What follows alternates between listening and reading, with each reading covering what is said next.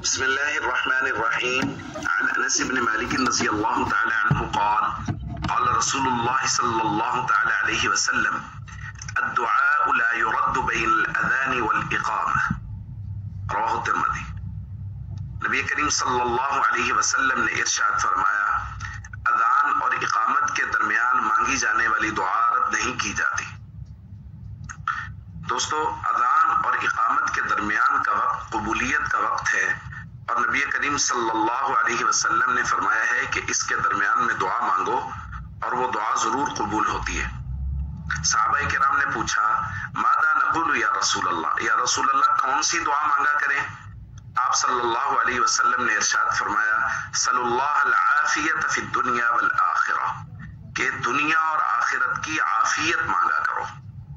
اسی لیے اگر اس دوران دعا مانگنی ہو تو جہاں اور بہت ساری دعائیں ہیں، ایک تو اذان کے فوراً بعد کی دعا ہے کہ درود پاک پڑھنے کے بعد اذان کے بعد کی دعا کی جائے، وہ دعا تو پڑھنی ہی پڑھنی ہے۔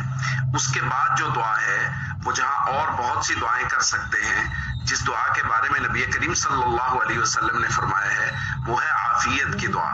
اللہم انی اسألک العفو والعافیت فی الدنیا والآخرہ، یہ دعا مانگ لی جائے اذان اور اقامت کے درمیان۔ اس کی ترغیب بھی دی گئی ہے اور یہ قبولیت کا وقت بھی ہے، اور جس شخص کو عافیت مل گئی، ہم نے پہلے بھی یہ بات پڑھی تھی کہ نبی کریم صلی اللہ علیہ وسلم نے فرمایا کہ اللہ کو سب سے زیادہ جو پسند ہے کہ اللہ سے مانگا جائے وہ عافیت ہے، کہ اللہ سے عافیت مانگی جائے۔ تو اس لیے اذان اور اقامت کے درمیان میں یہ دعا مانگ لی جائے اللہم انی اسألک العفو والعافیت فی الدنیا والآخرہ۔